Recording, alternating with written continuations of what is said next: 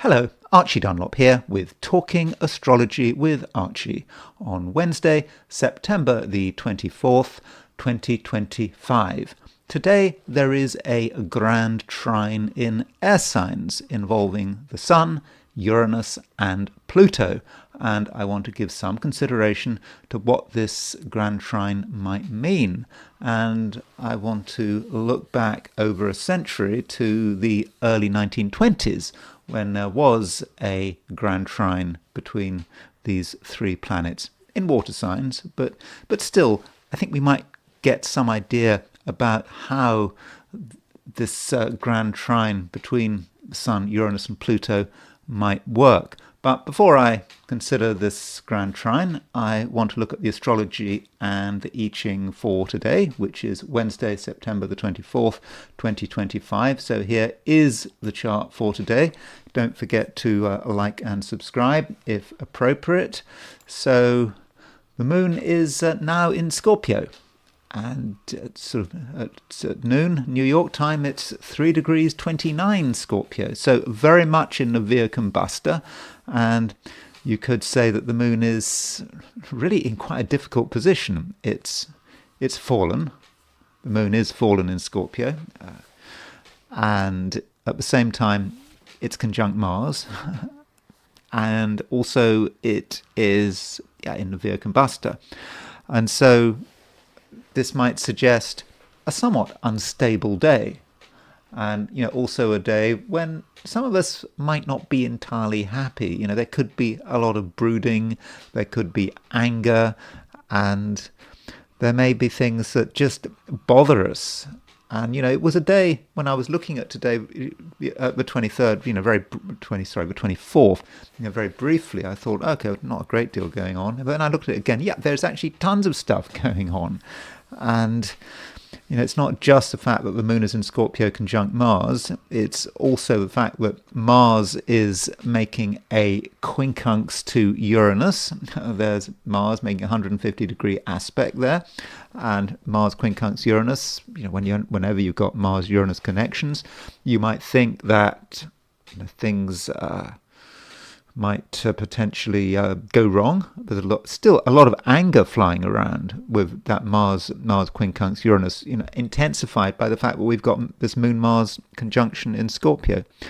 And then we've got Mars square Pluto. So it's kind of all happening, isn't it? So perhaps a big emphasis on anger, emotions, how we assert ourselves, and how we relate to the concept of power.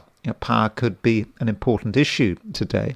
And then, to cap it all, we've got a Grand Trine in air signs. So the Sun is at 1 degree 52 Libra. It's just made, the trines will be finished by noon New York time, but I don't think we need to be too worried about exactitude. But the Sun is just past the trine of Uranus and Pluto, and the Sun is trine Uranus, trine Pluto. Now the Sun trine Uranus, Sun trine Pluto, if you're in the Americas, they might be more about yesterday evening. Certainly the Sun trine Pluto will be yesterday if you're on Monday evening, if you're in California, for example, and the Sun trine Uranus will be late Monday evening in most places in the Americas, certainly in the United States. But we don't want to split hairs as far as I'm concerned. For most people living on this planet, the Grand Trine in air signs involving the Sun, Uranus, and Pluto is today, Wednesday. So it's very energetic, and that could be a good or a bad thing. Now, it is in air signs, so it might be that a lot of that energy goes into thinking and speaking and communicating. If it was in fire signs or water signs, it might be more complicated. I will be looking back at the Grand Trine involving Sun, Uranus and Pluto taking place in the early 1920s when it was in water signs. And so I will be looking at some events taking place in the early 20s. Some of them quite important events, culturally important events, politically important events. And does that say anything about now? Well, I don't know. We'll have to decide, and I will be looking at this Grand Trine in greater detail later in the video. So that's a chart for New York, set for noon on September the 24th. If we set that chart for Sydney, Australia, then the moon is not in Scorpio at noon. It's at 26 degrees Libra. I mean, it's still in the Via Combusta, but the full Scorpio energy, moon conjunct Mars, may not come about until later in the day. You've got to wait for the moon to go into Scorpio, so that wouldn't probably be until the evening. So might be some difference there between Australasia and the Americas. Perhaps in Australasia it will be slightly less intense, but I think it's just a matter of degree.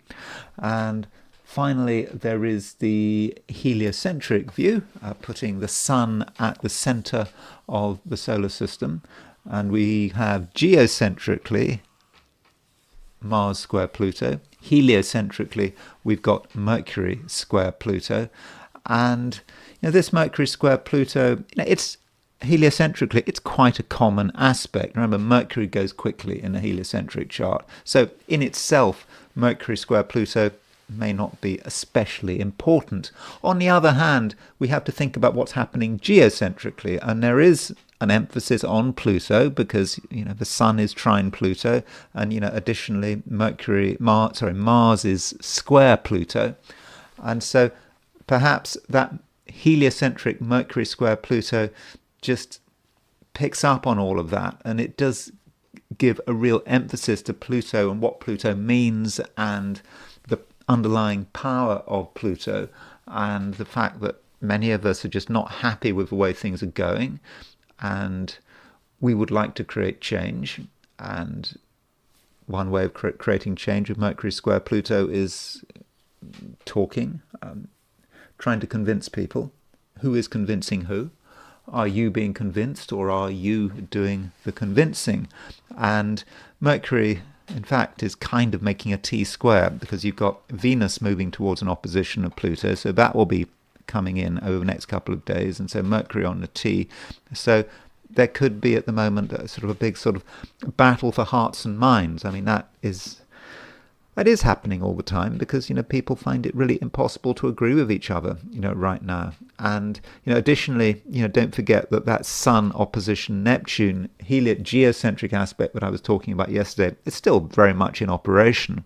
And so heliocentrically we can see it as Earth being conjunct Neptune. So that is a relatively confusing influence. Some of us, we don't really know what's going on, and as the Earth pulls away from Neptune, you'll have Neptune on the Earth-Saturn midpoint, and so Neptune on the Earth-Saturn midpoint could be a time where we feel really quite confused, but also angry and frustrated. What do we do? How do we deal with pressure and restriction? Although another way of looking at Earth's Neptune on the Earth-Saturn midpoint but Earth-Saturn could represent structures, things people are trying to build, authority systems, and Neptune is sapping away at their foundations. So overall today, geocentrically, certainly, heliocentrically perhaps, there is a lot going on. It really is an extremely busy day. So let me now turn to the 12 signs. So these are my forecasts for the 12 signs for today, which is Wednesday, September the 24th, 2025. Aries. It's quite intense at the moment. I mean, it's been getting intense. I mean, it's not just about you, but I think that you may perhaps be in the eye of the storm of this intensity. especially once the moon moves into Scorpio. And, the moon moves into Scorpio, well, London time, 10 a.m. In Paris, it would be 11 a.m. So if you're in the Americas, Europe, Africa, for most of the day, the moon is going to be in Scorpio. And so when the moon moves into Scorpio, when it makes a conjunction to Mars, that really gets things going. You realize that things are serious, and it could be a struggle because we have the moon making a square to Pluto, and Mars is making a square to Pluto, and it kind of all affects you. And as an Aries, you would like things to be straightforward, but they're not. And you should just try to see the complications. And if you come to a conclusion about something, particularly a quick conclusion, you see something you hadn't appreciated before, and you come to a conclusion about it, you come to a decision, it's quite possible that you're making the wrong decision, that you've kind of missed something, or perhaps there's a complexity that you had underestimated.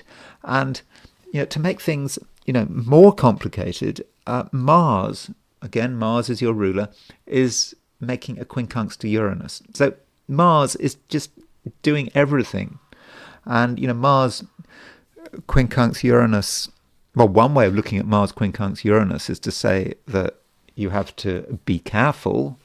You don't want to have accidents. I mean, you could have an accident, possibly because there is something in your life that is not properly integrated. When I say accident, I don't think I'm talking about anything too serious, although if you take risks, then you are really increasing the chances of something bad happening. But it could just be a certain hastiness because you are not appreciating the complexities of the time. And so, Scorpio, it really does matter that Aries, at the moment, sort of Aries and Scorpio, they both have the same issues or similar issues, seen in different ways. Of course, Mars rules both Aries and Scorpio, but Aries, it's something that you do need to integrate.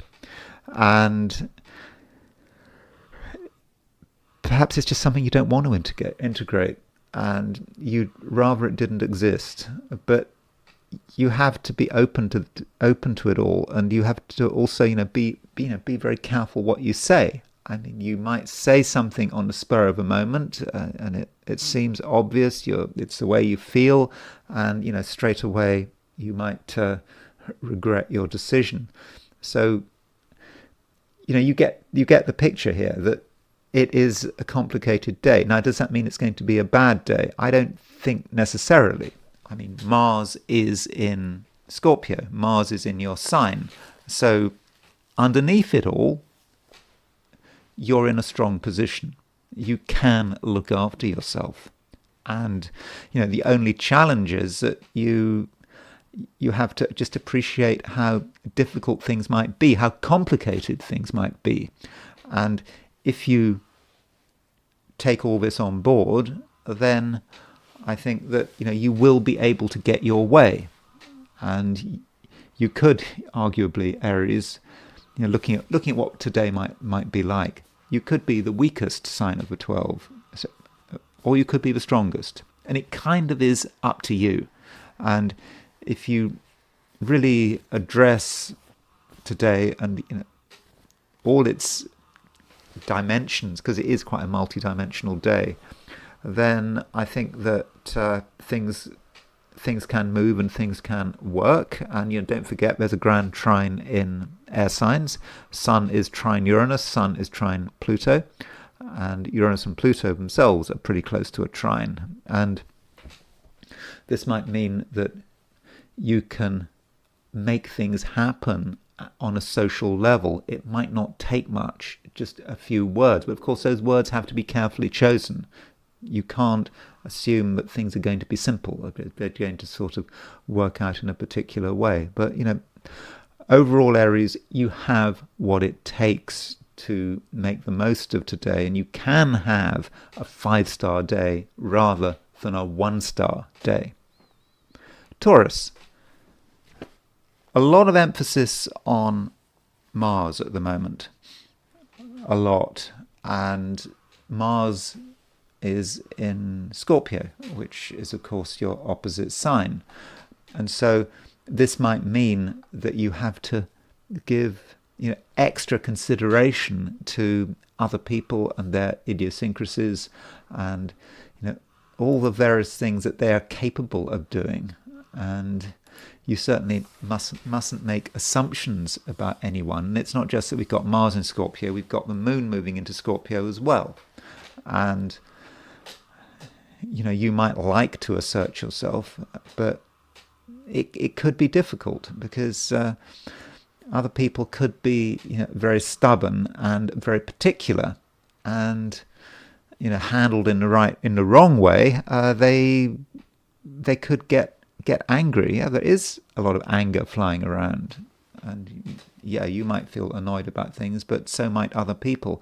And so if you're in a situation where you have to deal with other people at any level, though I think the sort of one-to-one level could be especially complicated, you have to give extra consideration. And people are complicated, and they may just make things complicated for the sake of it. I mean, you, Taurus, you're an earth sign. You like things to be straightforward. You like things to be out in the open. And what can just make things complicated, what can spoil everything, is just, other people maybe playing games or getting caught up in complicated emotions which you might regard as being unnecessary, but that's just the way it is. So that's the broad picture. However, you are able to navigate this, and I think part of a way to navigate it is perhaps through what you say and through what you write. You continue to have an ability to communicate. I've been talking about this for a long time. It remains, and perhaps there is a way of sort of getting through to people. It's not necessarily easy. The first thing that comes to mind might not be the right thing, but if you really give it some thought, the right words will come to you, and you can, in fact, be persuasive. And being persuasive means spending a lot of time understanding what makes people tick, letting people reveal themselves, give people a chance to explain at first. Don't think that there's anything you necessarily have to say to begin with. Let other people do the talking. Let other people demonstrate, who they are, what they want. And then, once you've got the knowledge, you're in a position to respond. And I think that your response can be extremely powerful. And furthermore, you can respond in such a way that takes into account not just other people's strengths, but perhaps also their weaknesses. Because there is a lot of emotion flying around, and some people may reveal stuff inadvertently, and so that is perhaps, Taurus, what you should be aiming for. But you should nonetheless not forget that other people are complicated. And we've got Mars square Pluto. Now that Mars square Pluto, that's quite an aspect. And Mars square Pluto, Pluto might represent what you want, and Mars in Scorpio might represent what another person wants. And there may be times, Taurus, where you believe that your ambitions are being threatened, that what you wanted is being compromised by perhaps another person's intransigency, and you might feel then that you have to respond to the situation immediately in quite a defensive way. I don't think that's necessarily the case. You need to be patient. You need to allow people to just show themselves to such an extent that you know how to respond. And I think that might be the key to making a success of today. Gemini. There is a Grand Trine in air signs, and I've been talking about Grand Trines in air signs for quite some time. And you being a Gemini, and there being a lot of planets in air signs at the moment. Well, particularly the outer planets, and we've got Uranus and Pluto. Uranus in Gemini, Pluto in Aquarius. Yeah, we've got Sun and Mercury in Libra as well. But with this Grand Trine feel to today, I think that in some respects it is your kind of day, and there are things you want to do, there are things you want to communicate, and also, Gemini, I think that you've got some great ideas. Your mind at the moment is on great form. Lots of things that you are thinking about, and you can be sort of quite inspired. And yeah, you have ideas, lots and lots of ideas, and these ideas come sort of thick and fast, and you perhaps want to put them into action, you perhaps want to talk about them, and you would expect a sympathetic response. The problem might be, Gemini, that you are working on a different level to other people, because if you've been listening to this video, I've been emphasizing that really it's quite a complicated day.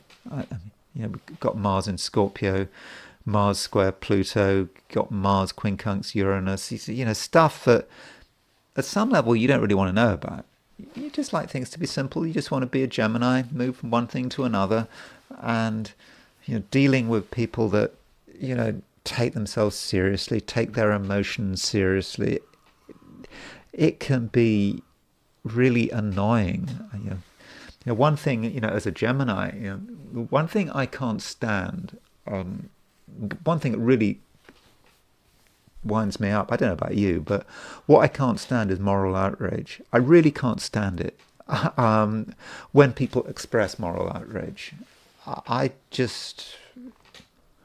don't know how to respond. I'm very bad myself at expressing moral outrage, but when you see people getting angry about some issue of morality, and it just completely gets me. They might be 100% in the right. They might be absolutely justified in expressing moral outrage, but it just doesn't do anything for me, especially if that moral outrage is being focused on me. And that is a sure way not to change my mind. You're not going to make me feel bad if you show moral outrage about some of my views or some of the things I do. And I don't know if you're the same, but it does seem, Gemini, that you are out of sync with a lot of other people. Perhaps other people are just taking things too seriously. They're just being too emotional, and they're working at a level that you don't really want to work at. And given that situation, maybe you just have to keep a distance. Because if you associate with emotional people, you'll be walking into their territory, and you'll be making yourself vulnerable. That always happens when you walk into someone else's territory, or you may be setting yourself up for a conflict. And so, if you want to enjoy this Grand Trine in air signs, enjoy it in your own way, and just accept that not everyone is going to understand what you are excited about, and they might not appreciate your light touch. I mean, Geminis can have a light touch, and that light touch can be, or seem to an outsider, as being about trivializing something quite important. There is a trivial streak. There is a trivial streak to every Gemini, and we shouldn't necessarily be ashamed of it. I mean, it's not a trivial streak, but it appears to be a trivial streak. Apparently making light of a heavy issue, and we just want to play games with it, and that can be how the Grand Trine works. And there is something very playful about it. Sun, Trine Uranus, Trine Pluto. We want our freedom, and We want to be free to think and say what we like, and as far as we're concerned, that's the way it should be. And at the same time, we are optimistic. We have a faith in something. And as I've said on numerous occasions, Gemini sometimes have a problem with faith because we think too much. But right now, you genuinely believe that you can have a particular outcome, and it might be a material outcome, but it could also be something you'd like to be doing, something you'd like to be enjoying, something you'd even like to be believing in. You can have a favourable outcome, but just don't be naive. There is a border there, and if you are naive and you just act on the basis of false hope, well, then you are setting yourself up for disappointment. But you have to know where that boundary is. It's great to be optimistic, but you don't want to be so optimistic that you believe that something impossible could come about. It's not going to come about. You know the difference if you're honest with yourself. So Gemini, it needn't be a complicated day, but it might be a complicated day for other people. And perhaps you have to make the decision, do you want to share in that complication? And probably you don't. Cancer. There is a lot of activity in Scorpio, or at least certainly more activity than yesterday, because we've got the moon moving into Scorpio. Now, quite when the moon moves into Scorpio sort of depends. If you're in Australia or New Zealand, it won't happen until later in the day, but sort of Europe, Africa, it will be in Scorpio, I think by the late morning, certainly by lunchtime. And if you're in the Americas, well, that movement takes place in a very early in the morning, sort of middle of the night.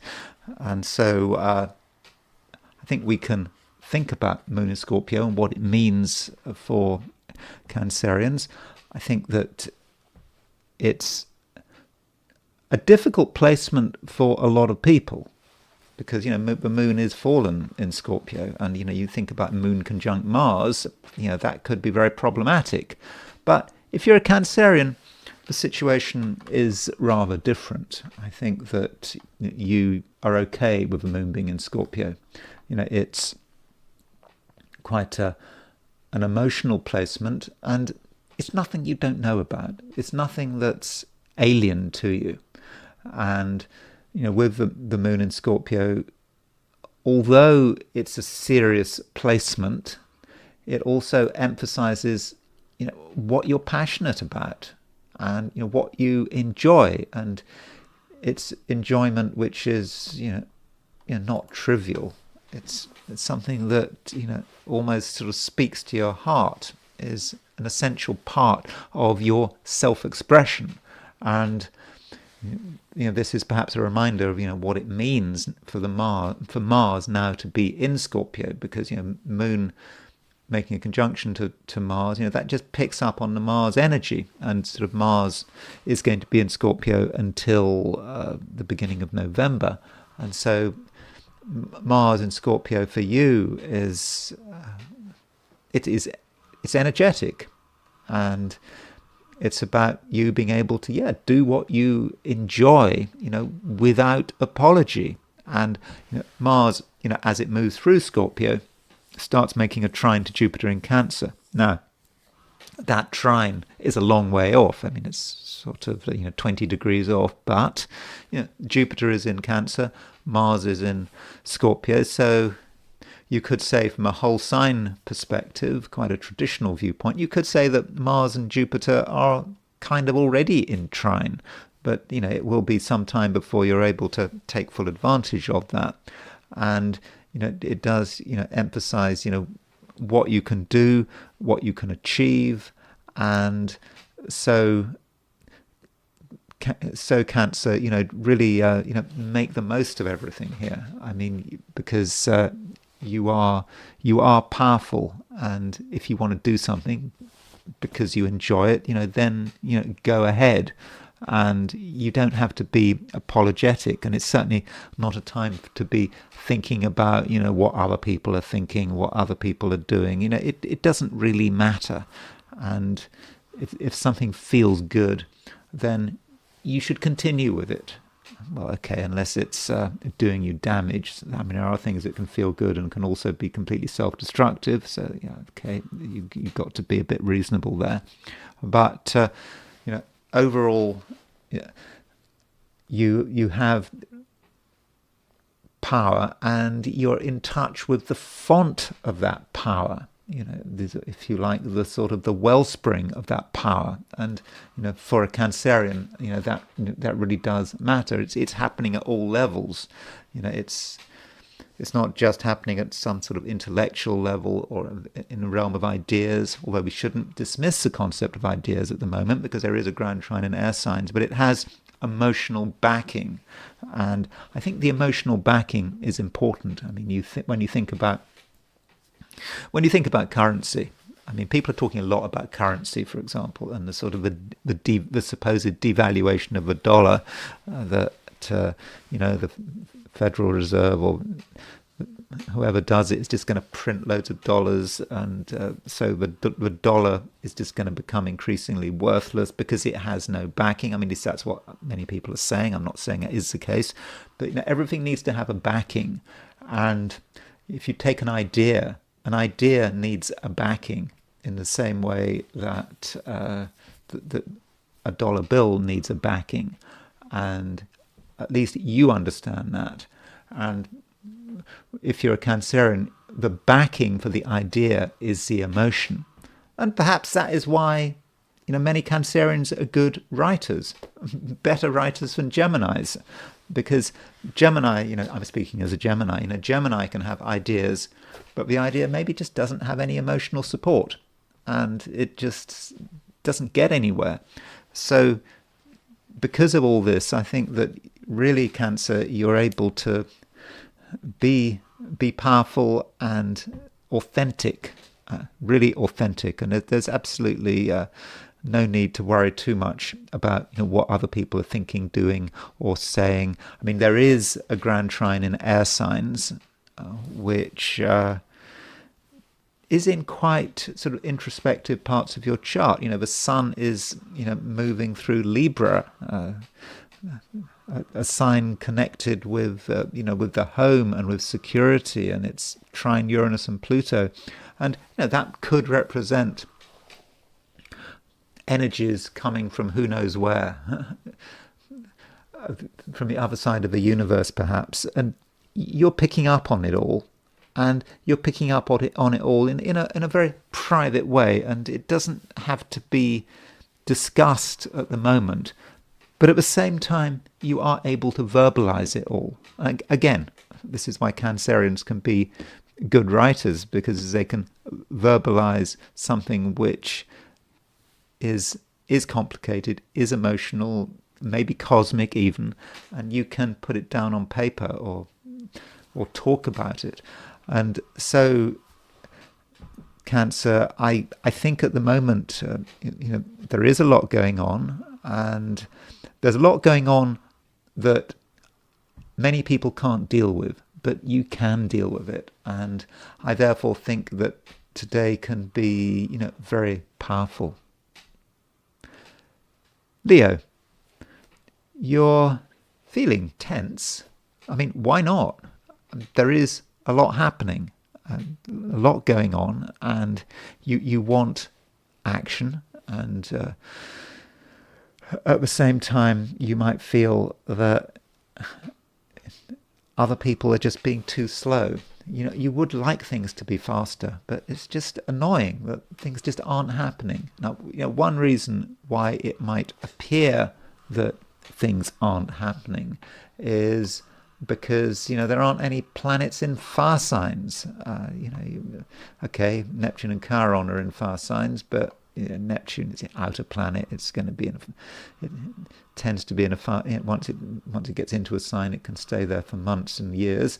But you can feel that lack, and so although you've got ideas, although you feel sort of inspired, where's it all going? And that could be frustrating.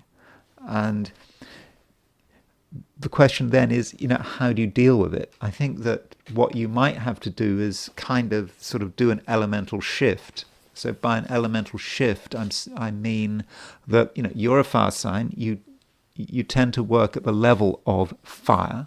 Fire is about the spark. It's about the inspiration, just things suddenly connecting, and it's all making sense. You don't have to think about it, but you kind of have to make a shift to the realm of ideas, and that is because there is a Grand Trine in air signs. So the Sun, which is your ruler, is trine Uranus in Gemini, and it's trine Pluto in Aquarius. So it might be that you do have to work at the level of ideas, and these ideas might in themselves feel kind of flat. They might be very interesting, but you're a Leo. You don't want something that's just interesting. It has to have something else, but that something else might not exist at the moment. And so, Leo, even if you don't find something immediately interesting, try to give it a chance. The ideas are coming thick and fast. You are able to pick up on them. And it is that feeling of seeing something that on paper is very interesting, but in practice is very boring. And that might be how it feels. But, just because something is boring or uninspiring, it doesn't mean you should just give it a miss.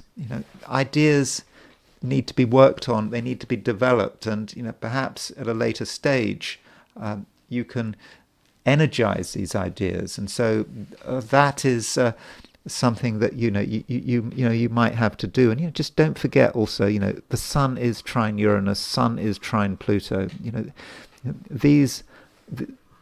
They're powerful aspects. And, you have the capacity to really create change. Again, you might not be inspired about the idea of making change. It's something you can think about it in theory, but you think, oh, God, this is boring. Do you really want to go through with it? And so somehow you have to go through with it. If it's important to you, if you can see that a change needs to be created, needs to be made, needs to be enacted, then Leo, just do it one step at a time. And if you don't feel inspired, well, go through with it anyway. And that might be the best way of managing the day's energies. And if you don't do anything, if you just ignore everything and you think everything is pointless, there's no point in trying, well, it's going to be an incredibly frustrating day. I mean, no doubt about it. And I would certainly suggest that you don't make the mistake of just staying in one place, focusing on one thing, or worse still, brooding. I mean, that would be disastrous. Mars square Pluto, if you decide to brood on something and really concentrate on one thing and get angry and frustrated about it, which you could, but I don't think you should, and I don't think you need to, but it just could happen. And so as far as possible, Leo, it's just very important that you give yourself flexibility, that you're able to move as easily as possible from one thing to another, that you just don't get stuck, and you don't allow yourself to get stuck, because that would be a shame, and I think that would make you pretty annoyed. Virgo, you would like to be optimistic. You would, and many Virgos do have a fundamental belief that things are going to work out, in the end. And even if, short term, things might seem a little complicated. I mean, it is a complicated day. I mean, I said in the introduction to this video that it's not easy. Things could happen. it's going to be difficult to make light of things. But you know fundamentally that you're going to be able to move past it all, and perhaps you can take advantage of what's going on, if you handle things, in the right way. And, one thing going on today is a Grand Trine, a Grand Trine involving Uranus. And so, Uranus is in Gemini. It's still in Gemini. Uranus will eventually go back into Taurus temporarily. But, while Uranus is in Gemini, you need to, or should, or can, or it would be in your interest to, think about what you want to do, what is important to you, what your ambitions are. And I've talked a lot about this. And, Uranus on and off will stay in Gemini for, I don't know, the next sort of 6 or 7 years. And, it is a time when, you can express your, desire for freedom, and freedom in terms of what you do, and a free spirit in terms of creating your own path. And so the question is, what can you do to move further down this path? And the Sun is making a trine to Uranus, the Sun is making a trine to Pluto, and it does seem that on an organizational and material level today, you can be very effective. You decide what needs to be done, and you realize that by getting to grips with the details, you can give yourself freedom. It is your own inattention to detail, or perhaps someone else's inattention to detail, which is slowing things down, which is making things more difficult. And perhaps some people have been complacent, or they've been chaotic, and you, with this Grand Trine in air signs, can create the change. You can make it clear that this is not good enough. So if you're not happy with the way things are being run or organized, then you don't have to put up with it. And if you want to express yourself with a degree of anger, I do think you can. I mean, it is an angry day, and the question is, who are the angry people? And it might be that you're one of the angry people. There is a conjunction between the Moon and Mars in Scorpio, and if you express yourself with power and conviction, then I think you might get a result. People will take you seriously, and do show some emotion. It is quite an emotional day with the Moon conjunct Mars, and Mars is also a square Pluto. And so if there's something you would like to happen, and you want people to get themselves together and to sort of get a grip, then I think that they will listen to you. Especially if you can make some effort to indicate that your interests are their interests. It's no good just telling people to do something and not explaining yourself. If you can explain that this needs to happen because it's in everyone's best interest, then I think that they're more likely to listen to you. Libra. Sun is in early Libra, and it is making a Grand Trine. So we've got the Sun making a trine to Uranus. We've got Sun making a trine to Pluto. Sun is in your sign. And so this Grand Trine, which I will be talking about in some detail later on in this video, is important, and I think it is relevant to you. And I think that it allows you to really get things moving, certainly at the level of ideas. So if you feel that something is important and you want to work it through, then you can. And if you hit a problem, you'll be able to come up with an idea, a way perhaps of solving this problem. And so, Libra, you may come over as being sort of quite an exciting person, and some people may not like this kind of excitement that you're demonstrating. Some people may regard it as being really important. I mean, someone has got to get things moving. It could be quite a stuck day for many people. Remember, there is a conjunction between Moon and Mars in Scorpio today. Scorpio is a fixed sign. Scorpio can get stuck, and so sometimes they need a breath of fresh air, and that breath of fresh air can be provided by you and how you handle this Grand Trine in air signs. And don't allow yourself to be distracted, and don't allow yourself to be dragged down. It's potentially an emotional day for some people. I think for you, Libra, you should probably stay clear of emotions. Not necessarily because emotions are going to be dangerous, but because emotions are not going to be your strong suit. So if you try to get emotional, it just may not work, and you might get stuck, because we've got two poles today. We've got two separate things going on. We've got this Grand Trine in air signs, which I've been talking about. We've also got Moon conjunct Mars in Scorpio, Moon conjunct Mars square Pluto. So we've got two complexes, and you have to decide kind of what complex you want to get involved in. Now, being a Libra, I would suggest that you steer clear of anything Scorpio, Moon, Mars, Pluto, all that heavy stuff. I would steer clear of that unless you really know what you're doing. Instead, focus on the Grand Trine. Focus on the freedom that Grand Trine provides, and your ability to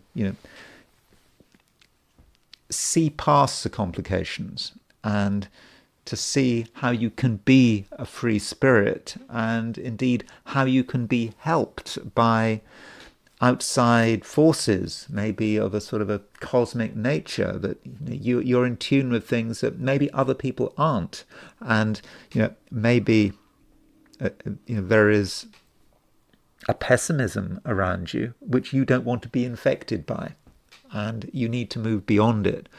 And you can try to change your environment. You might be successful. I think that you're able to express yourself powerfully, and you have been able to express yourself powerfully for the last week and more. And so if you need to sort of cut through other people's brooding emotionality, in certain cases you may be able to get away with it, but you have to really be strong, use strong words, not be afraid of an argument. And of course, if you're taking the risk of an argument, well, maybe you're just making things too complicated for yourself. Maybe you should just go in your own direction and not interact with people who are just too serious and too emotional. But some Librans have some Scorpio in their chart. If you have some Scorpio in your chart, or you've got a lot of water in your chart, maybe that means that you're going to be able to confront other people's emotionality. So it kind of depends on your broader horoscope. But if you're a pure Libra, I would have said, just try to keep things simple and avoid complicated situations and complicated people. Not because it would do you harm, but it would be just a waste, because there are other things to be excited about, like this Grand Trine in air signs. Scorpio. There is activity in Scorpio. You've already got Mars in Scorpio. Mars is your ruler, and it's strong in Scorpio. But we've now got the Moon moving into Scorpio. And so you've got Moon-Mars conjunction in your sign. And that's probably good news. You are very clear about who you are and what you want, and I don't think you're going to suffer fools gladly. You'll be intolerant of people who are stupid, who are careless, people who trivialize. You'll be intolerant of all of that, and you'll be very clear about how you want things done. And so you might be quite a scary person to have around, and you can take advantage of that. but at the same time, you have to give some consideration to other people. And if you're too focused on yourself and you're too intense, I mean, that could be quite disruptive. I mean, yeah, once Scorpio decides they want something, you want it, and you will just keep going until you want it. But to what extent do you take into consideration the social dimension, what other people want? And I think that many Scorpios, well, maybe not many Scorpios, some Scorpios might be ever so slightly selfish today and just too focused on their own material, and that includes their emotional material. You might regard something as being of crucial significance, crucial emotional significance, and you're just going to hang on to it through thick and thin, and it doesn't matter what else is going on. You're just going to ignore it. And if you were to lose touch with reality, well, that would be a shame. Now, Mars, your ruler, makes an aspect to Pluto. I mean, I think that Mars square Pluto, that's one reason why I think you are going to be so intense and so believing that you are right, and you're going to want to really hold your ground. But also, Mars is making a quincunx to Uranus, and that Mars quincunx Uranus may indicate something that you don't really want to bother with. It's just a complication. It's something that part of you thinks that if you just ignore it, it will just go away all by itself. But it's not going to go away all by itself, and it needs to be looked at, and it can't be hidden. And so there is something you're ignoring, or you almost ignoring. You can't completely ignore it, and it could just be a destabilizing influence. It will remain a destabilizing influence while you refuse to recognize it.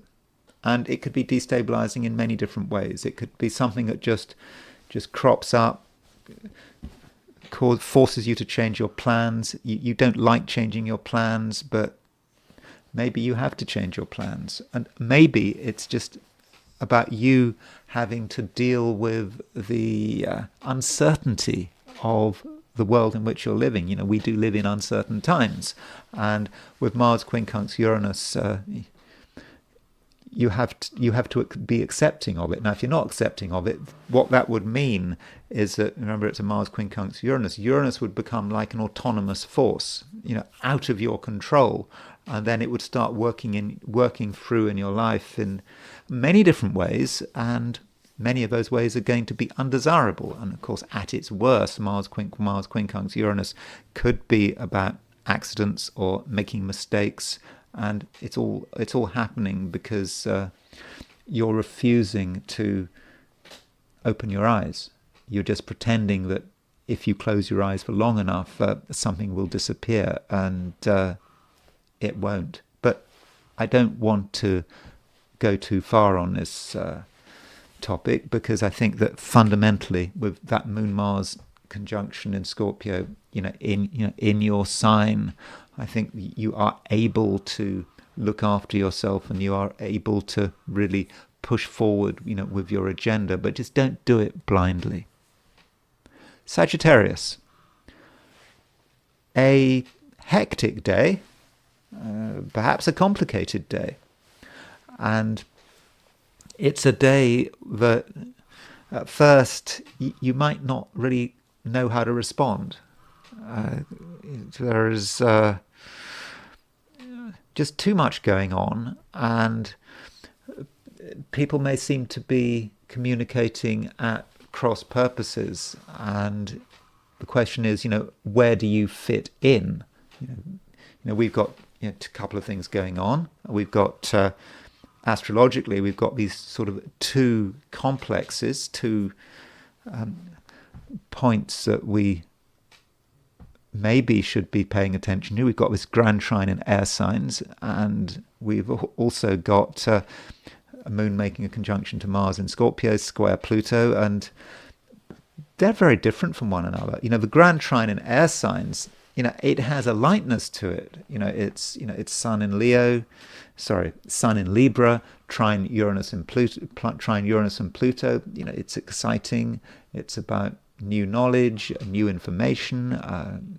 We can explore with this Grand Trine, but then the moon conjunct Mars square Pluto is just complicated, and it's quite emotional.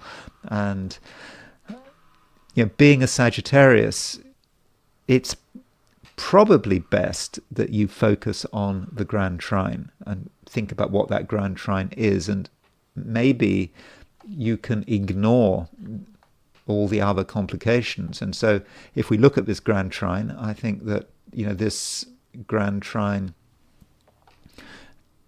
could be exciting, and it could be socially exciting, provided you're able to seek out the right kind of people. Because I think that today there are going to be basically two groups of people. People can be categorized in one way or another. One group of people are going to be light and free, and are not going to take anything too seriously. Another group of people are going to be deadly serious. They're going to be annoyed. It's going to be easy to offend them. And so which group of people do you want to hang out with? It might be better to hang out with people who just have a relaxed approach. Now, the problem with a relaxed approach, there can be something a bit trivial and shallow about it. If you focus on people who are potentially angry, intense, they may be hard work, but they may have something to offer which could be very powerful, but can you deal with it? So there are social choices to be made, Sagittarius.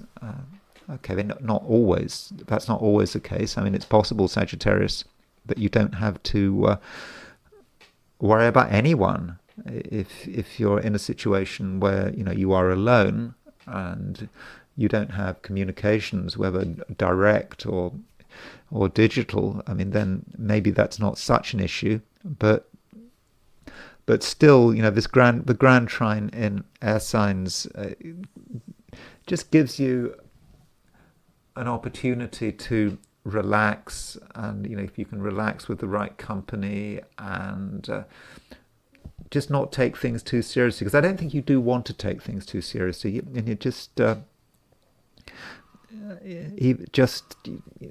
be calm if you can, and think about what other people are saying. It's not that you have to come up with anything. I don't think there's much pressure on you, although there is coming up a semi-square between Venus and Jupiter. Now, this semi-square between Venus and Jupiter is it's going to be exact at sort of 1 o'clock in the morning on Thursday, London time, or just before 1 o'clock in the morning.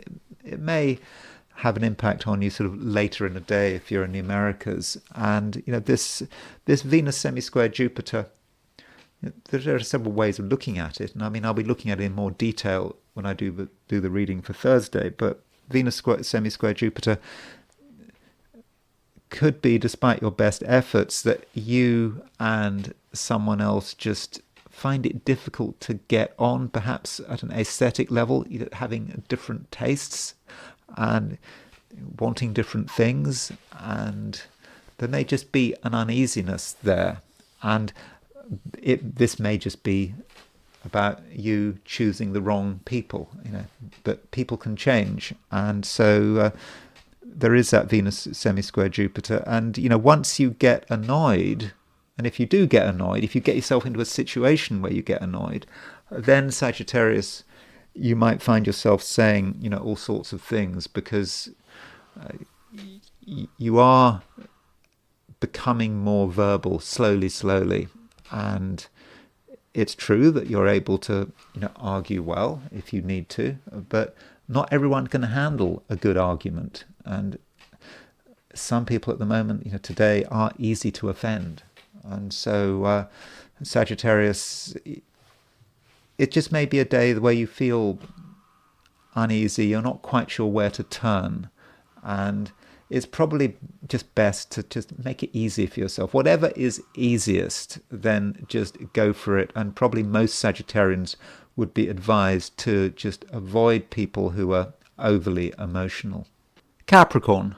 The Sun is sort of moving away from the oppositions to Saturn and Neptune. And I think that is making it easier for you. I think that when the Sun was opposition Neptune and Saturn, there could have been moments, Capricorn, where you felt just concerned, maybe more than concerned, just that things were just messing things up for you. Maybe it wasn't your fault. Maybe it was other people causing problems. Maybe your own family. Yeah, a lot of things could have irritated you. But now that the Sun is moving away from that opposition, I do think that things are getting easier. And remember that the Sun is in Libra. Libra is a high-profile sign in the Capricorn horoscope, and the Sun is making trines to Uranus and Pluto, and these trines could be exciting. Remember, it is a Grand Trine in air signs. Now, air signs that might not feel entirely comfortable. You're an earth sign, particularly if you don't have much air in your chart. But the air signs, it's okay, this Grand Trine, and it gives you ideas and it creates possibilities for you. But we're not talking about anything vague. We're talking about something very specific, and you can see what you can do, what is possible, and if something has been holding you back in the past, then I think that you now have an opportunity to do something about it, to correct the problem. And it may just be just about being yourself and being quite clear about what you want, and also having a certain enthusiasm to you. This has started over the last sort of day, that there has been an underlying enthusiasm which you haven't entirely recognized, but it is becoming more overt. And if you want to be encouraging, then you can be, and I think that people will pick up on it very, very quickly. And also, Capricorn, you're able to get the balance right, because today, as I've been saying to several of the signs, that there is this contradiction between this Grand Trine in air signs, which is kind of quite light, and all this Moon-Mars conjunction in Scorpio, square Pluto. But I think you can benefit from both. The conjunction between the Moon and Mars today does give you a seriousness. It gives you an ability to be serious if need be, and you can take other people seriously, and you can come over as being quite intense and focused. And so if anyone has concerns, you'll be able to address these concerns directly. And so this means that if you're socializing, if you're with people, you'll know what to do, you'll know how to behave, and you will be able to read the room. So I don't think there's much danger of Capricorns behaving inappropriately. And so your enthusiasm is, well, I won't say kept in check, but your enthusiasm is also coloured by the reality of the environment you're in. And so, Capricorn, you can handle different people, different worlds, and maybe you can be a bridge between people with very different views. And all the while, Capricorn, you're thinking about your priorities, and through your approach, which I think it's going to be quite a tolerant, easygoing approach, but also you'll know what's important. Through that approach, I think you can start to arrange things your way, and this will help you achieve whatever it is that you want to achieve. Aquarius. More Grand Trine stuff going on. I've been talking about Grand Trines for quite a lot, particularly from an Aquarian perspective. And so the Sun is trine Uranus, trine Pluto.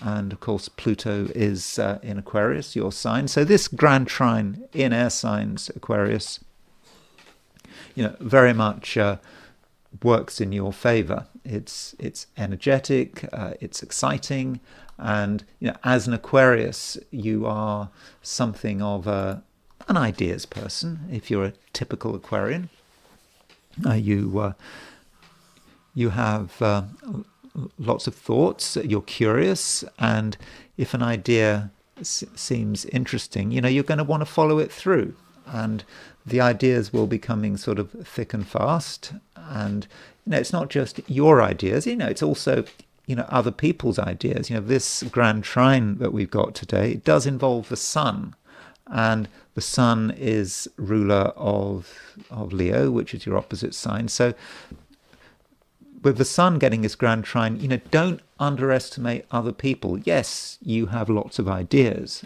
You can be very inspired and you can be a very interesting person, but allow other people to be interesting as well. You don't have a monopoly on ideas. And so do make an effort to try to understand, what people are saying and what people are trying to communicate, and be enthusiastic. That really does matter. So if someone is saying something that might be interesting, encourage them to go further and keep encouraging them. And then you might find that something quite amazing gets revealed. And while all this is happening, we have a lot of stuff going on in Scorpio. We've got a Moon-Mars conjunction in Scorpio square Pluto. And now, for many people, this is quite difficult. I mean, it's quite an angry combination, potentially, this Moon-Mars conjunction. But for you, Aquarius, I think you can probably deal with it. I think that the Moon-Mars conjunction is going to make you very focused on what you want to do. It can make you ambitious. Mars is in Scorpio, Mars is in its own sign, and it's square Pluto, which is in Aquarius. And so this Mars-Pluto is about power, but you don't want to push it too far. Yeah, you can be powerful, you can get your way, but you mustn't forget about that Grand Trine. The Grand Trine, that Grand Trine is about a flow of ideas, a flow of energy. And of course, if you were too obsessed with yourself, you'd break the flow. I mean, you're trying to understand what other people are saying. You're trying to benefit from other people's ideas. You're trying to encourage other people's ideas. And so if you're too focused on yourself, you'd spoil it. So you've kind of got to get this balance right. You've got to allow that Grand Trine energy to keep flowing, but also you've got to consider what is important to you. And I think you can get this balance right. And yeah, that Mars square Pluto does allow you to really sort of proceed with your ambitions, whatever these ambitions, might be, and you're capable of being intense if need be. You're capable of really advocating for what you believe in, and I think that you'll come over today as being someone who is very convincing and someone who is worth taking note of, and in a way, the more you take other people seriously, you listen to what they've got to say, the more they will take you seriously. And so, Aquarius, if you handle it right, I think it could actually be quite an incredible day. Pisces. There is today a conjunction between the Moon and Mars, and also Mars is making a square to Pluto. So Mars, from a Pisces perspective, is a planet that you have a certain sympathy with.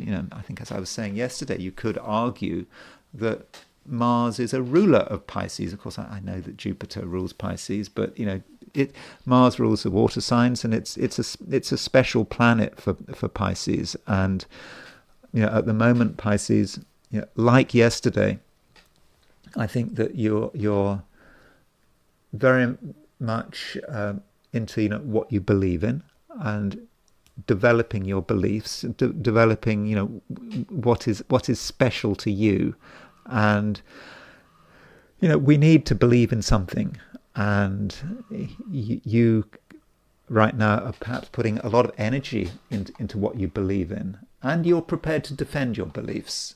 And not just now. I mean, Mars stays in Scorpio until November the 4th, I think, November the 4th, something like that.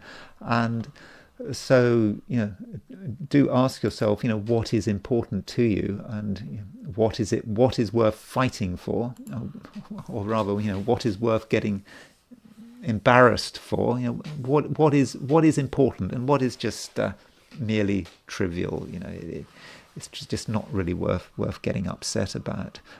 But this Moon Mars conjunction does allow you not just to develop your own beliefs, but to perhaps to look beyond your beliefs, because beliefs can be quite limiting, and particularly if you get stubborn about them and you think that there's only one way to look at the world. There may be other ways of looking at the world, and Mars square Pluto can be about transformation, and there may be something that you think about, almost dream about, which seems to contradict your original belief system. And so, yeah, it's good to have beliefs, but you don't want to push these beliefs too far. And beliefs, well, in your case, I don't think beliefs are going to sort of change in a gradual way. It's more about an abrupt change. So it could be that something happens today which makes you think again, and which might make you want to sort of rebuild some aspects of your belief structure. Additionally, we do have a Grand Trine in air signs, and this Grand Trine in air signs is working at sort of quite a deep level. I mean, when we think of Grand Trines in air signs, well, we think of air signs, there is a certain triviality to air. I mean, certainly from a Pisces perspective, I've got Sun in Gemini, so I'm quite capable of being trivial in my own way. But this Grand Trine, I don't think for you is particularly trivial. I think it's about things developing at an unconscious level. Maybe it's ideas, but not just ideas. It's ideas that come from somewhere else. And so Pisces, maybe you're in tune with something that you don't fully recognize. You can almost verbalize it, but not quite. And perhaps you just have to let it develop. And yeah, you are in touch with something in that Piscean way. Pisceans are not really into firm boundaries, and those boundaries can become porous, and sort of new ideas can seep in. And at some stage, those ideas will start to clarify. And also, Pisces, if you do get excited about something today, I think you're going to be quite good at articulating this excitement and telling people about it. And you can tell people about it in such a way that they do listen to you, that they do take it seriously. And yeah, maybe there are some things, Pisces, that you want to be passionate about, and that's probably okay. So those are my forecasts for the 12 signs. And now I want to look at the I Ching. So I asked the question, what is Wednesday going to be like for those watching the I Ching section of this video?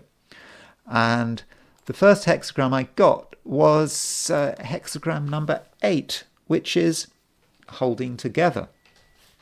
And holding together it's quite a social hexagram, and it may be talking about other people, and the advice would be that when you're with other people, you're stronger. You shouldn't feel that you necessarily have to do everything on your own. But if you are able to cooperate, then it's just going to make things much easier. And also, you're going to be better protected, because holding together does have this implication that there may be some harmful force out there.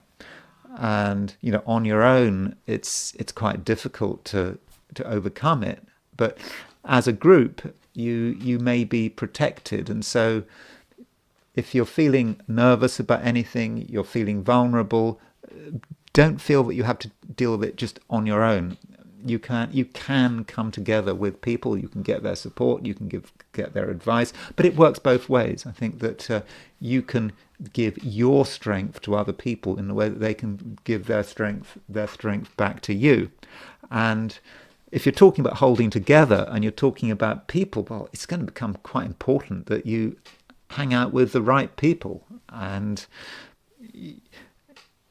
you, in the first instance, because what happened is we got the bottom line moves, the second of the bottom line moves, and the third from the bottom line moves. And you're looking for the right people, yes. And you need to perhaps have an alliance with someone who can look after you, and perhaps you can look after them as well.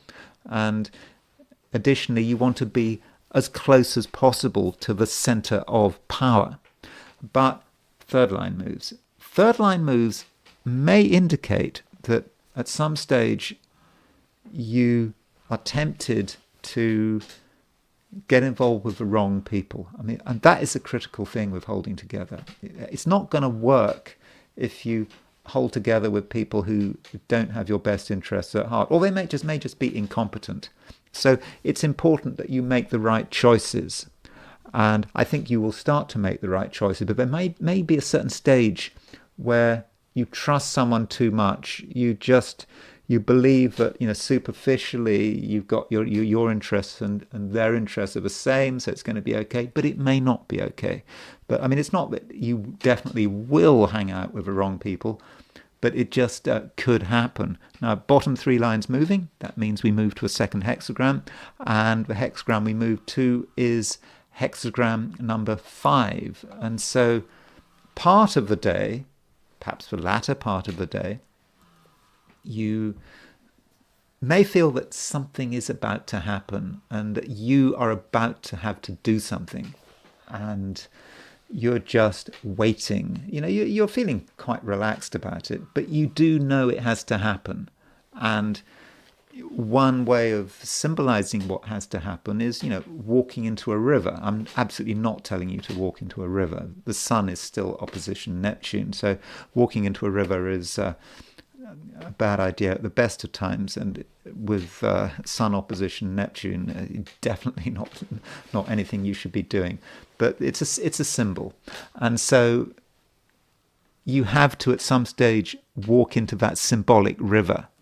And it's not necessarily something you want to do. It does mean some discomfort as you walk into the water, as you get increasingly soaked. But it perhaps has to happen. And so what is it that you are waiting for? And perhaps this links back to holding together. You know that something has to happen, and you're not feeling entirely confident on your own. And you need to get that support before you can even consider taking the initiative. But having got that support, and hopefully you've got the right support, and you're not hanging out with the wrong people, getting advice from the wrong people, then you can start contemplating this action, whatever that action might be. And finally, I want to look at the Grand Trine. And I'm not sure how effective I'm going to be when it comes to this Grand Trine, but I just feel I need to say something about it. And I've already talked about it to an extent. And I want to give some examples of this Grand Trine, definitely only relating to 1922 and 1923. I don't know to what extent whether the events of 1922 and 1923 are relevant to now, but I'm just going to consider that possibility. So as far as the Grand Trine is concerned, so this is the chart for today, and there's the Grand Trine, Uranus, Pluto, and the Sun. So how do we see this Grand Trine? Grand Trines are not necessarily fortunate. When I first started studying astrology, I think one of the astrology teachers was talking about Grand Trines, and she, I think, if I remember rightly, she was talking about Grand Trines in terms of mental health. She suggested that Grand Trines could be related to certain kinds of mental disorder, and that there are a lot of people perhaps in Grand Trine with Grand Trines who have serious mental health problems. Now, why would that be the case? Because it's all too easy. One thing can move into another thing. As human beings, we need structure, we need egos, we need to hold things together. And with a Grand Trine, you could argue there isn't any structure. Just things are just moving too quickly. And it's a trine, it's not a square. At least with a square, there's opposition, there's pushback. There's no pushback with a Grand Trine. It just happens. And yeah, that sounds good if we want things to be easy, but sometimes things can be too easy. We put a little bit of energy into something, and then who knows what we've unleashed. And so, turning to this particular Grand Trine, we already know we've got Uranus trine Pluto. And Uranus trine Pluto, okay, we get the Uranus trine Pluto has been forming for a couple of years. It is going to be around certainly next year. We get another Grand Trine involving the Sun, Uranus, and Pluto in about a year's time, sort of late September of 2026. And so Uranus and Pluto are already forming, and I think we can perhaps get an idea already of the way this Uranus-Pluto is working out. I mean, you look at the streets. People are rebellious. People are unhappy.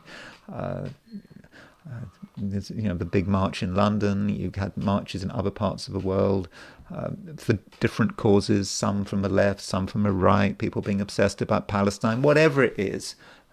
Uranus and Pluto, people want change. People are screaming for change. And that's happening, all over the world.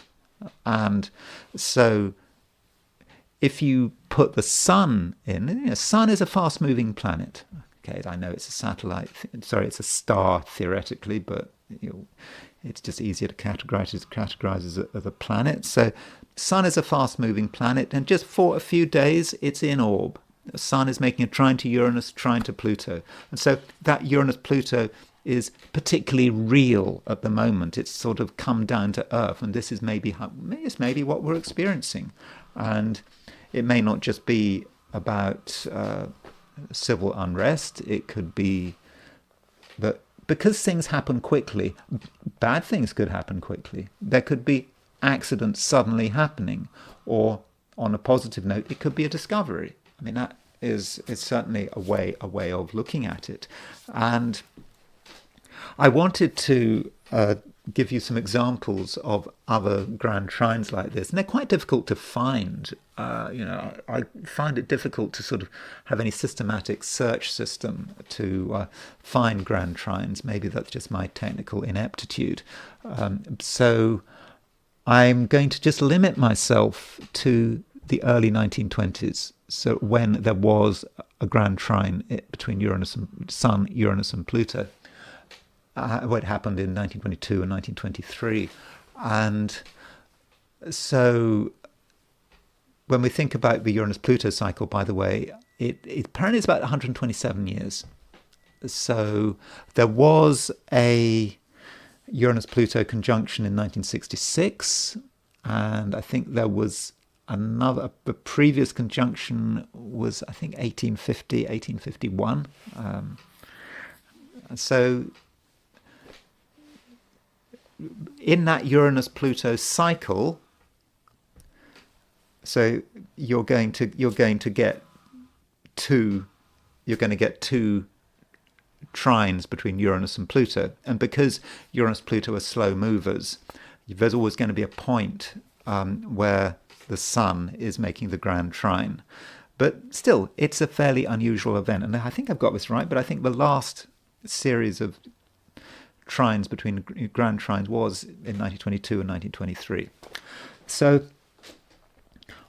on the most negative level, perhaps they can represent disaster. So here is the chart of an explosion in Spangler, Pennsylvania. It was a mining explosion, and it killed 77 people.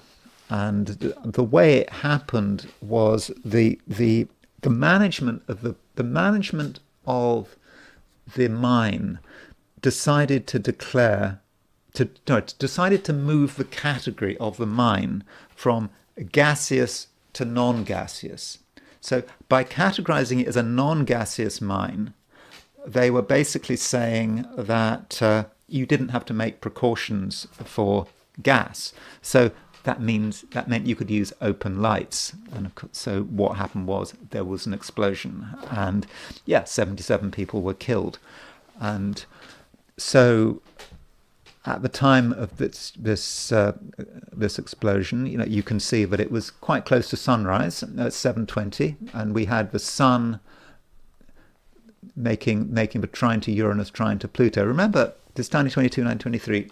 These are grand trines in water signs, and now we're dealing with grand trines in air signs. Now, it may be that grand trines in air signs work completely different from water signs, but what I'm doing here is perhaps removing the signs. I mean, you don't always have to worry about signs. You can just look at Uranus, Pluto, Sun, making that aspect. So that is perhaps a criticism of trying to extend what was going on in the early 1920s to the present day.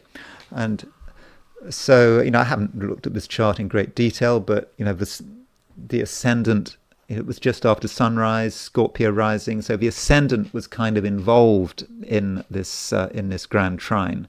And, you might say that the ascendant crossing the sun was the final wheel in the combination lock, that was a thing that, caused that explosion. And you can look at other things in that chart, the fact that you've got Saturn, Pluto. There was a Saturn-Pluto square, so Saturn was sort of linked into that grand trine. Now, what is interesting about this chart is, or kind of amazing, you could say, well, amazing in perhaps a bad sense, is that when you have when you have a grand trine involving Uranus, Pluto, and the Sun. The Sun is a fast mover, but Uranus and Pluto, it just stays around. It stays around for a year. You will have another grand trine between the Sun, Uranus, Pluto, almost exactly a year later. So a year later, around November the 6th, 1923, there was another grand trine, and there was another mining accident. So this is the accident at the Glen Rogers in West Virginia in which 27 people were killed. So exactly a year after, you had another mining accident. There's Uranus, there's Pluto, there's the Sun. Look at the ascendant. The ascendant, if this time is right, the ascendant of the Glen Rogers mining explosion was at 19 Scorpio. At the Spangler, it was 18 Scorpio. So the ascendant was exactly the same. And we had another explosion. This explosion was not quite as deadly. I think 27 people were killed. And it was a methane explosion, which was caused by a spark from an electric drill.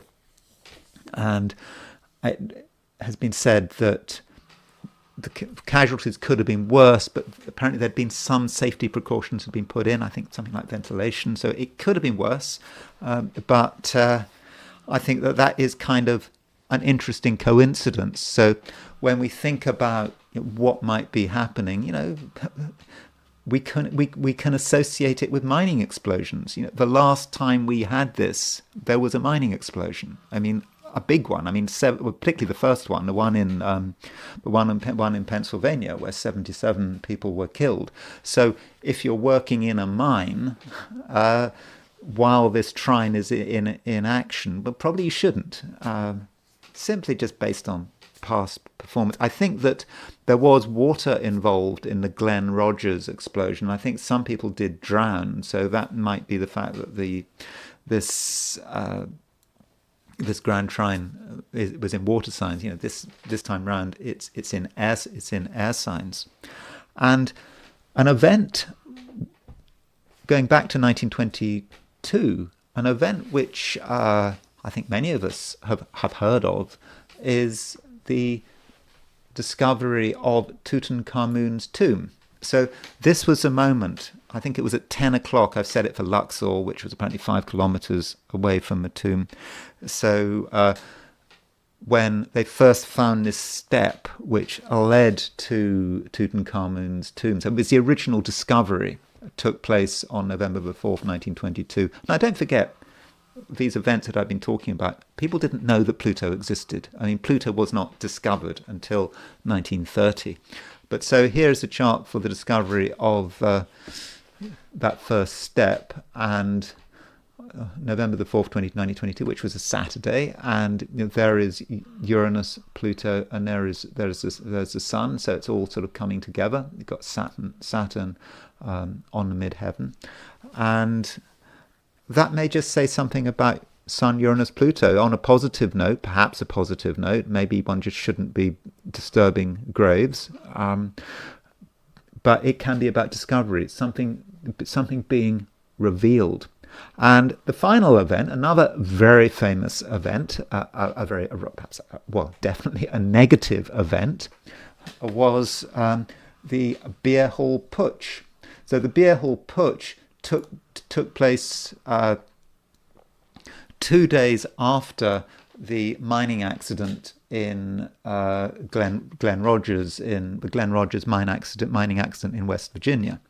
And so the Beerhall Putsch in Munich was when Hitler and other members of his party tried to seize power. And as a result of the Beerhall Putsch, it was a failure. Hitler was sent to prison. He didn't spend very long in prison. While he was in prison, he wrote Mein Kampf, and it was a seminal event in Hitler's political career. And so here is the horoscope for the Beerhall Putsch. I think it started around 8:30 in the morning. I think it sort of took place over over 2 days. And at the time, by the way, with this Uranus-Pluto, the German economy, by the way, was in a state of complete collapse. This was when they were printing those sort of mega high denomination bank bills. I can't remember the number, just some huge number of marks that were being printed and a note for it. And so the Beerhall Putsch, there's Uranus, there's Pluto, and we had the Sun. Okay, not exactly on there. It was separating a bit, but there'd just been a new moon. So there'd just been a new moon at around sort of 15 Scorpio, which was which was hitting Uranus and Pluto. So that gives us the idea of the sort of a revolutionary aspect of it, and the fact that things are so bad, or people think they can get away with overthrowing a government. Now, how you want to relate the Beerhall Putsch to the modern day, well, that may depend on your political opinions. You might want to associate some people with Hitler and his ideology, or you might just say it's not really about Nazism in terms of the modern day. It's just about political groups wanting to seize power, regardless of what their precise agenda is. So those are a few thoughts about the Grand Trine between Sun, Uranus and Pluto. We get it again next year, because Uranus and Pluto will still be in trine the end of September 2026, and so when the Sun moves into Libra, it will make the Grand Trine. And so I think that this Grand Trine, well, we'll have to see. And so my general advice: don't go down mines, and just look at how people are behaving in a political sense, because a lot of people are annoyed, they're angry, and some people might try to exploit that anger. Anyway, those are my thoughts on the Grand Trine. I hope you enjoyed this video. If you did enjoy this video, I'd be very grateful if you were to like it. If you're not subscribed, I'd be super grateful if you were to subscribe. If you want to buy me a coffee, there's a link in the description, and I will talk to you again tomorrow.